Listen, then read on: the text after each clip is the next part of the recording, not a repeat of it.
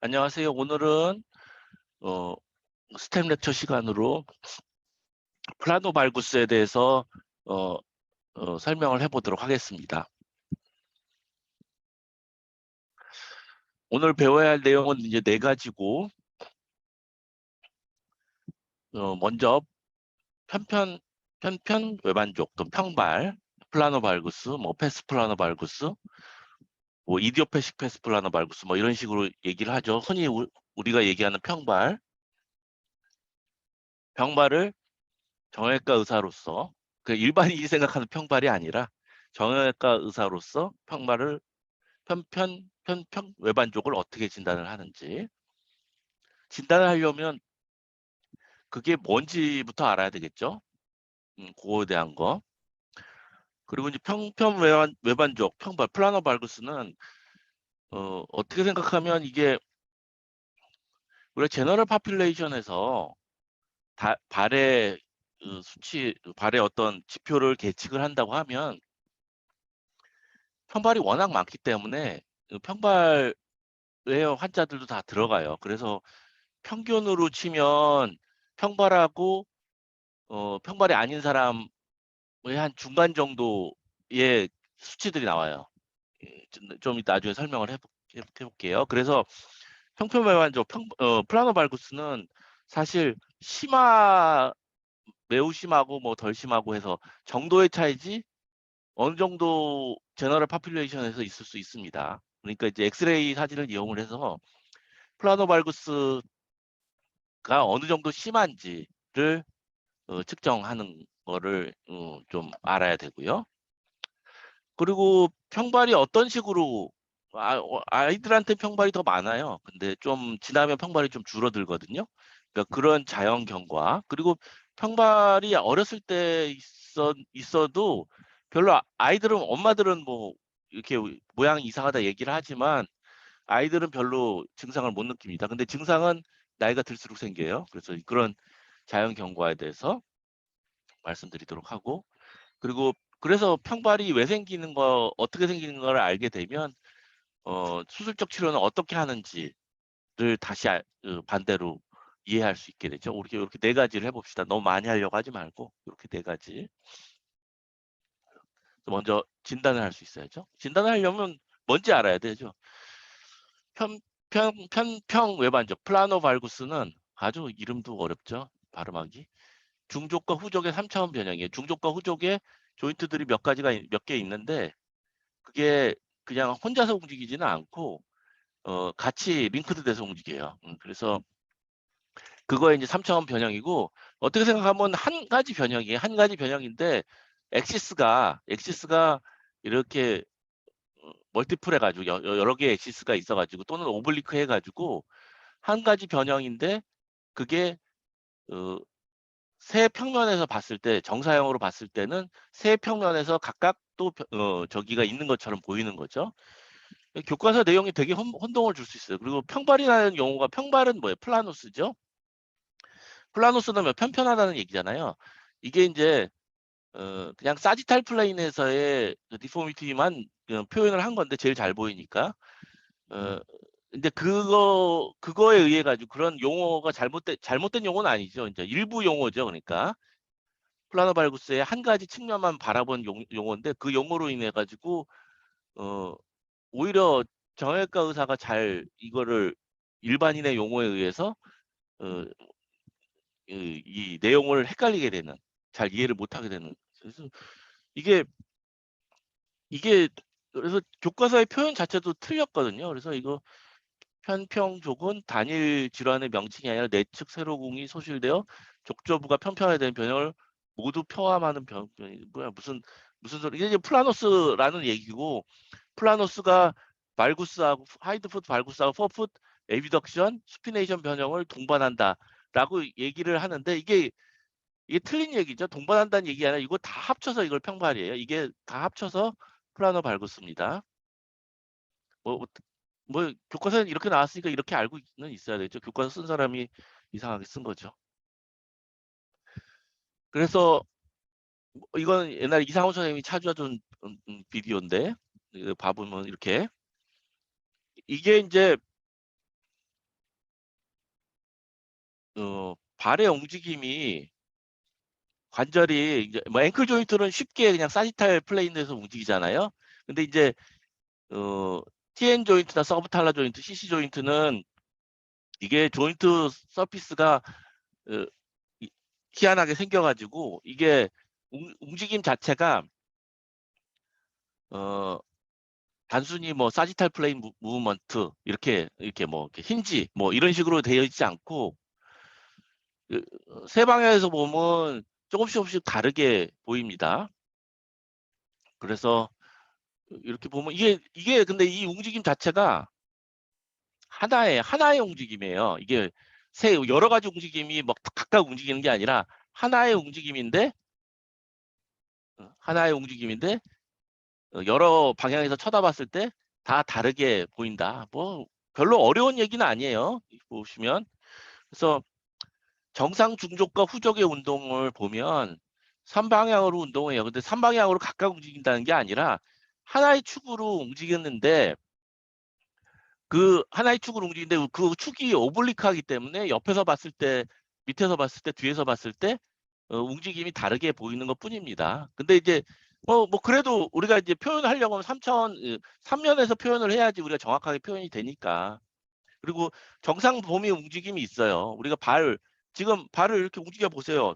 하인드 푸시 움직이거든요. 바루스 발구스 되거든요. 그리고 같이 움직이면서 어덕션, 에비덕션 같이 되고 다 되는 거 이제 보이는데 보면 이제 바루스 쪽이 훨씬 많이 됐죠. 하인드풋 바루스가 잘 돼요. 발구스는 거의 안 돼요. 근데 그 범위를 넘어서 발구스가 더 심해지면 이게 플라너 발구스가 되는 거예요. 3방향의 운동은 독립적이지 않고 서로 연결되어 움직여요. 그래서 프론탈 플레인에서는 포풋의 에비덕션, 어덕션 이게 사실 TN 조인트로 치면 TN 조인트, 에비덕션, 어덕션으로 표현을 할 수 있죠. 사지탈 플레인에서는 플라노스, 편편한 거, 케이브스, 요족, 아치가 높아지는 거 이렇게 표현할 수가 있는데 이것도 TN 조인트에서 도지 플렉션, 플란터 플렉션 이게 이제 그 엑시스가 오블리크하기 때문에 TN 조인트 에비덕션하고 TN 조인트 도지 플렉션은 같이 일어납니다. 그게. 그러면서 하인드 풋 발구스하고 바루스가 이제 같이 일어나죠. 그래서 퍼풋의 에비덕션, 플라누스, 하인드 풋 발구스는 같은 방향으로 한꺼번에 일어납니다. 좀 볼까요? 보면 이제 이거는 이제 탈루스의 엑시스, 포인터가 보이나요? 네, 보입니다. 탈루스의 엑시스가 있다고 하고 이 퍼스트 메타타잘본의 엑시스예요. 요게 이제 정상 발에서는 평행하죠. 평행한데 플라노 발구스에서는 요게 탈루스가 플란타 플렉션해요. 그리고 탈로 나비큘러 조인트가 도지 플렉션 하죠. 요렇게 생긴 게 플라누스예요. 여기 라테랄에서 봤을 때. 그러면 여기 발바닥이 평행해지니까 이걸 플라누스라고 해요. 평발에서는 이렇게 이게 평발에서는 사지탈 플랜에서는 이런 플라누스가 있습니다. 그래서 이게 흔히 보이는 그 플라노 발구스의 스탠딩 라테랄 사진이에요. 우리가 플라노 발구스나 이런 발의 디포미티를 볼 때는 스탠딩에서 찍어야죠. 발이라는 거는 우리가 되게 누워 있는 상태에서 필요한 게 아니라 걸어 다니거나 뛸 때 필요한, 서 있을 때 필요한 그런 기관이기 때문에 우리가 일상생활에서 필요했을 때 상태에서의 어떤 검사로 우리가 볼 필요가 있어요. 플라노 발구스도 사실 서 있을 때 더 심해지겠죠. 그래서 앵클이 플란타 플렉션, 즉 탈루스가 플란타 플렉션 돼 있고 탈로 나비큘라 조인트가 도지 플렉션 돼 있는 요 사진, 요게 플라노 발구스입니다. 요걸 잘 기억하세요. 보면 이렇게 보면 여기 탈로 나비큘라 조인트고 로테이션 엑시스는 여기죠. 여기 탈라 넥 쪽에 있죠. 헤드 여기서 도지 플렉션이 돼 있다. 플라노스다. 그래서 위에서 봤을 때 프론탈 플레인에서 봤을 때는 똑같아요. FOFC 탈루스에 비해서 스트레이트하게 있어야 되는데 에비덕션이 돼 있어요. 그러니까 미드라인에서 라테랄 쪽으로 로테이션이 돼 있죠. 요게 그 로테이션 센터는 탈루스가 되고 TN 조인트에서 에비덕션이 되는 게 보이고, 요게 TN 조인트의 무브먼트는 도지 플렉션하고 에비덕션이 매치가 돼 있어요. 왜 그러냐면 요거 지금 엑시스가 보이죠. 엑시스가 오블리크하기 때문이에요. 이거는 왼쪽은 정상적인 사람, 여기 탈루스하고 메타타잘본하고 거의 스트레이트한 거 볼 수 있고, 이거는 탈루스에 비해서 폴풋이 에비덕션 된 게 보일 수 있죠. 이게 TN 조인트 여기가 중심이 되겠죠. 이렇게. 요게 프론탈 플레인에서 봤을 때 플라노 발구스입니다. 그러면 코로날 플레인에서 봤을 때 어떻게 되나요? 코로날 플레인에서 봤을 때는 요게 발구스가 돼요. 요것도 움직임 자체가 서브탈라 조인트, TN 조인트, CC 조인트는 같이 움직여요. 같이 움직이는데 TN 조인트가 그렇게 도지 플렉션, 도지 플렉션 그리고 에비덕션 되면 같이 링크드 돼 있는 서브탈라 조인트가 발구스가 됩니다. 그렇기 때문에 하인드 풋 발구스가 생기는 거예요. 요거 세 개는 같이 링크돼 있다. 모양 자체가. 그렇게 알고 계시면 되고. 근데 엑스레이에서는 보기 힘들죠. 엑시얼 뷰를 찍으라고 하는데 엑시얼 뷰 거의 맞지 않고요. 잘 찍기도 힘들고 뒤에서 사실 다 가려가지고 오블릭하게 찍힐 수밖에 없거든요. 그래서 엑시얼 뷰는 잘 안 찍고, 환자 보면 됩니다. 보면 뒤에서 보면 이렇게 발구스가 돼 있죠. 바깥으로 틀어냈고, 이게 포풋이 에비덕션 됐으니까 이쪽이 여기 양반 저기 팔자걸음 하는 것처럼 발가락이 많이 보여요. 투맨이 투 사인이라고 하죠. 이게 포풋이 에비덕션 돼 있는 게 이렇게 볼 수 있고, 플라노스가 여기 아치가 소실돼 있는 게 볼 수 있죠. 아치가 소실돼 있는 게 중요한 게 아니라 그건 그냥 사지탈 플레인에서 플라누스가 있다는 것 뿐이에요. 아치가 소실됐다는 건 사지탈 플레인 플라누스, 그리고 프론탈 플레인에서는 포풋의 에비덕션, 그리고 하인드 풋에서는 하인드 풋에 발구스가 있고, 이 디포미티가를 전체적으로 다 플라노 발구스라고 하는 거예요. 자, 이거 알아야 되고. 그래서 플라노 발구스는 3방향의 변형이고, 3방향의 변형이 서로 독립적이지 않아요. 변형이라는 거, 우리 모션이라는 거는 우리가 노멀 레인지 오브 모션이라는 거 있잖아. 그 노멀 레인지 오브 모션을 벗어나면 이제 디포미티라고 하죠. 그렇죠? 그래서 원래 포풋의 에비덕션은 그렇게 많이 안 돼요. 그 플라누스도 별로 많이 안 되고, 그리고 하인드풋 발구스도 많이 안 돼요. 하인드풋 바루스는 이렇게 해서 바루스 시켜보세요.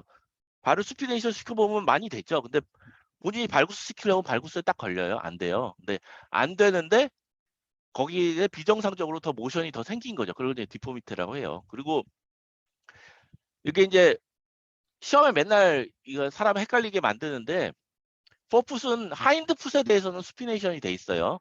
그러니까 전체적으로는 스피네이션인데, 프로네이션인데 하인드 풋에 대해서는 스피네이션이 돼 있다. 포풋의 관계는, 하인드 풋의 관계는 한번 요거는 좀 천천히 생각해 보시면 될 겁니다. 그래서 엑스레이 사진을 이용해서 편편외환율 정도를 판정할 수 있어야 됩니다. 그래서 편편외환율은 아까도 말했듯이 예스 노의 얘기가 아니라 플라노 발구스가 어느 정도 있다, 심하다, 거의 없다, 그냥 정상에 가깝다, 그렇게 얘기하는 거예요. 3방향의 변형이 독립적이 않기 때문에 서로 변형이 연결되어 있다 그랬죠. 그러니까 엑스레이를 옛날에는 풋 AP 스탠딩하고 풋 앵클 라테랄 스탠딩하고 그다음에 엑시얼 뷰, 그러니까 코로날 뷰를 찍으라고 했는데, 코로날 뷰는 찍으나 마나 잘 볼 게 없어요. 근데 찍을 필요가 없죠. 왜 그러냐면 세 방향의 변형이 연결이 돼 있으니까 코로날 뷰 특별히 안 찍어도 AP하고 라테랄만 제대로 찍으면 모든 변형은 있는 걸로 우리가 알 수가 있죠. 그래서 프론탈 뷰에서는 AP 탈로 풀스트 메타타잘 앵글을 재시면 되고, 사지탈 플레인에서는 라테랄 탈로 풀스트 메타타잘 앵글을 잽니다. 칼카니알 피치를 옛날에 이제 평발이라는 얘기를 쓸 때 많이 썼지만 별로 뭐 쓰긴 써요. 쓰긴 쓰는데 별로 중요하진 않습니다. 이거는 코로날 플레인은 찍기 힘든 엑시얼 뷰는 좋지 않은 지표고, 뭐 안 써도 별로 상관없습니다. 이거에 대해서 저희가 JBS에 냈었죠. 그래서 이렇게 해서 그 퍼스트 메타타자의 엑시스하고 탈루스의 롱지스턴 엑시스하고의 각도로서 이게 에비덕션 되냐, 이쪽은 어덕션 돼 있죠. 바루스 씨는 어덕션이 됩니다. 를 볼 수 있고, 대개 이제 0도가 정상이라고 생각하고 각도가 에비덕션 쪽으로 많을수록 플라너 발국수가 더 심해지죠. 실제로 4풋의 문제가 더 아니 4풋의 문제가 아니라 이 프론탈 플랜에서의 디포미티가 환자 증상하고 연관이 훨씬 많습니다. 이게 라테랄에 스탠딩 라테랄에서 보면 이거 보면 이거 플라너 발국수인지 알겠죠? 이건 아닌 거고 이거는 오히려 바루스인 환자예요. 이렇게 해서 스트레이트해지는 경우가 바루스 쪽으로 가는 거고, 요게 도지플렉션 되면 플라나 발국수 쪽이다. 이게 심하면 심할수록 뭐 20도, 30도는 더 심하고 40도. 뭐 정상은 0도다. 뭐 10도 이하면 뭐 그냥 마일드한 플라나 발국수다. 뭐 이렇게 생각할 수 있겠죠. 자연 경과를 알아야 돼요. 자연 경과는 흔히 좋아진다고 얘기죠. 그래서 우리가 이것도 제가 제비스 어메리칸에 퍼블리시를 했는데, 엑스레이로 측정을 해서 아까 방금 말한 지표로 이제 측정을 해봤어요. 측정을 해봤을 때 10살까지 점점 좋아져요. 이렇게 이 슬롭을 보시면 10살까지 좋아지다가 10살 이후에는 슬롭이 좋아지는 속도가 많이 줄어들죠. 근데 이제 마냥 좋아지냐, 뭐 굉장히 심한 플라너 발국수가 10살에 다 좋아지냐, 절대 그럴 리가 없겠죠. 좋아지긴 좋아지는데 한계는 있어요. 보면 되게 여기서 한 5살하고 10살 비교해 보면 한 10도, 20도 이 정도 좋아지죠. 대충 10도, 20도 좋아진다고 생각하시면 돼요. 탈로 퍼스트 메타타자 앵글이 특히 AP에서 한 20도 좋아지죠. 15도에서 20도 좋아지죠. 그러니까 부모님한테 한 5살 때 아이들이 평발이 오면 어느 정도 평발이 있으면 좋아질 것 같습니다. 한 10살까지 지켜봅시다가 내셔널이 있겠죠. 이렇게 되면. 그리고 심텀이 있어요. 심텀도 이건 이제 우리 요번에 재작년에 우리 퍼블리시한 건데, 심텀도 있어요. 심톰은 또 10살 이후에 또 많이 생기더라고요. 또 어렸을 땐 또 심텀이 없어요. 그래서 우리가 그때 퍼블리시 했을 때 비디오인데 한번 보시죠. This is an audio-visual representation of a study published in the Journal of Bone and Joint Surgery in 2020. Idiopathic pes planovalgus, or the condition of flat feet, is one of the most common types of deformities in children and adolescents. This condition is characterized by an abduction of the forefoot, excessive eversion of the heel, and a loss of the arch at the midfoot. Often, a discrepancy has been observed between the subjective symptoms and the radiographic severity of the deformity. However, very few studies have investigated the associations between the two. In a recent study, scientists from the Republic of Korea used the Oxford Ankle-Foot Questionnaire for children and the Oxford Ankle-Foot Questionnaire for parents to find out what factors influence the subjective symptoms in children with idiopathic pes planovalgus. The authors considered a cohort of 123 patients who were 18 years of age or younger, had visited their clinic for a pes planovalgus evaluation, had completed the Oxford Ankle-Foot Questionnaire, and had undergone weight-bearing radiographs of the feet. The comparison of the radiographs with the scores in each domain of the Oxford Ankle-Foot Questionnaire for children showed that female sex and greater anteroposterior talus-first metatarsal angle were associated with poorer scores in the physical domain. All domains except the physical domain had poorer scores for patients who were 10 years of age or older in both the Oxford Ankle-Foot Questionnaire for children and that for parents. These findings indicate that, although the pes planovalgus deformity is three-dimensional, the forefoot abduction component is closely associated with subjective symptoms. Also, female patients who have a more severe anteroposterior talus-first metatarsal angle are likely to experience aggravated symptoms with aging.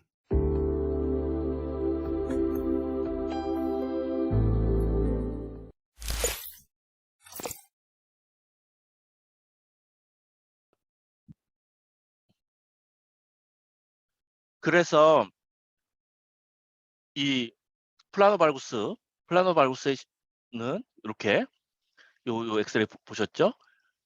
TN 조인트의 도지 플렉션, 그리고 이 TN 조인트 도지 플렉션인데 여기 TN 조인트를 좀 봐보세요.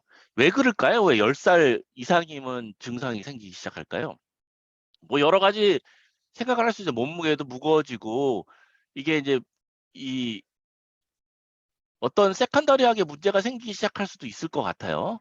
우리가 생각을 해보면 이거 TN 조인트를 보면 얘는 10살이 넘었는데 지금 이게 매끄럽지가 않죠. 여기 보면 비크가 생기기 시작했죠. 이렇게 이게 원래는 조인트가 여기 있어야 되는데 이게 이쪽으로 서블럭세이션이 돼 있는 거예요. 그러면 어떻게 보면 10년 이상 계속 서블럭세이션이 됐다는 거잖아요. 길게 서블럭세이션이 돼 있을 때 조인트의 디포미티가 이제 생기기 이제 시작할 수도 있을 거예요. 디포미티가 이미 생겼겠죠. 생겼고 완전히 이제 고착되는 거죠. 보시면 이게 TN 서블럭세이션이 생겨가지고 요거 지금 TN 조인트가 워낙 여기는 탈루스의 헤드가 이렇게 동그래야 될 거 아니에요? 근데 이거 지금 이렇게 깎여 있죠.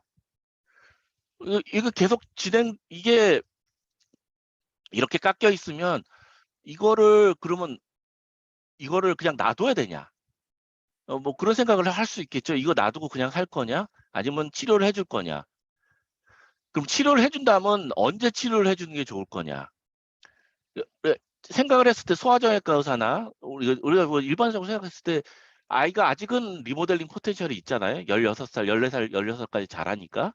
그러니까 아무래도 리모델링이 이 고쳐주고 나서 요렇게 깎여진 어떻게 변형된 탈로 나비큘라 조인트 또는 다른 조인트의 모양이 다시 정상적으로 변형될 수 있는 회복될 수 있는 시간을 줘야 되잖아요. 그러니까 너무 늦게 하는 치료를 너무 늦게 하는 거는 좀 맞지 않을 거다라는 생각을 하실 수 있겠죠. 그래서 자연 경과를 보면 편편외반적으로 객관적으로 10세까지 어느 정도 좋아집니다. 근데 이제 그리고 10세 이후에는 둔화돼요. 그러니까 좋아지지 않아요. 편편외반이 향상되는 정도는 한계가 있어요. 뭐 한 10도, 20도 그 각도로 치면. 그리고 증상은 또 10세 이전에는 없어요. 그리고 심화돼요. 그리고 편편외반족은 관절의 아탈구고 지속되면 변형이 이제 고착돼요. 이 내용이 이제 자연적으로 이렇다고 생각을 하시고요. 내추럴 히스토리고 이 내추럴 히스토리를 알면 우리가 치료 원칙을 좀 세울 수가 있겠죠. 그래서 편편외반족의 수술 치료의 원리는 이제 일단은 삼방향의 변형이 동력적이 않고 서로 연결되어 변형이 되어 있어요. 그리고 주요 관절은 TN 조인트, 서브탈라 조인트, CC 조인트고 서로의 변형은 서로 연결돼 있어요. 변형은. 그리고 관절의 가동 변형 정도는 탈로나비큘러가 키 조인트예요. 탈로나비큘러가 가장 많이 변형이 돼 있고 그 다음에 서브탈라, 그 다음에 CC 조인트예요. 움직임의 범위가 훨씬 넓어요. 탈로나비큘러 조인트.